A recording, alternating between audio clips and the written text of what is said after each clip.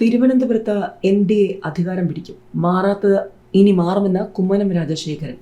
തിരുവനന്തപുരം നഗരസഭയിൽ NDA അധികാരം പിടിക്കുമെന്ന് BJP ദേശീയ സമിതി അംഗം കുമ്മനം രാജശേഖരൻ.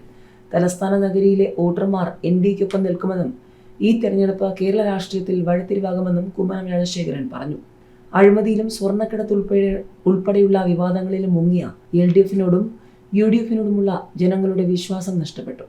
45 വർഷമായി തലസ്ഥാന നഗരത്തെ തകർച്ചയിലേക്ക് നയിച്ച ഇവരുടെ ഒത്തുകളി രാഷ്ട്രീയം ജനങ്ങൾ തിരിച്ചറിഞ്ഞു. മൂല്യാധിഷ്ഠിത രാഷ്ട്രീയവും നരേന്ദ്രമോദി സർക്കാരിന്റെ വികസന കാഴ്ചപ്പാടുമാണ് ജനങ്ങൾ ആഗ്രഹിക്കുന്നത്.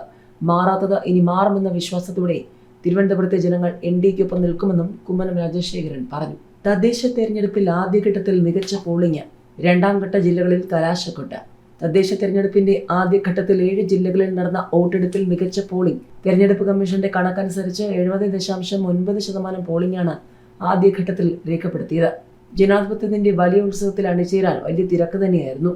ത്രികോണ പോലുള്ള തിരുവനന്തപുരം കോർപ്പറേഷനിൽ മുന്നണികളുടെ കണക്ക് തെറ്റിച്ചാണ് കുറഞ്ഞ പോളിംഗ്. പക്ഷേ വോട്ടർ പട്ടികയിലെ പ്രശ്നങ്ങളാണ് ശതമാനത്തിലെ കുറവിന് കാരണമെന്നാണ് നേതാക്കൾ ആശ്വസിക്കുന്നത്. കോർപ്പറേഷനിൽ ശക്തമായ മത്സരമുള്ള വാർഡുകളിൽ 70-ന് മുകളിലേക്ക് പോയിട്ടുണ്ട് പോളിംഗ്. എറണാകുളം കോർപ്പറേഷനിലും പ്രതീക്ഷിച്ച പോളിംഗ് ഉണ്ടായില്ല. പക്ഷേ ജില്ലയിൽ തുടക്കം മുതൽ ശക്തമായ പോളിംഗാണ് രേഖപ്പെടുത്തിയത്.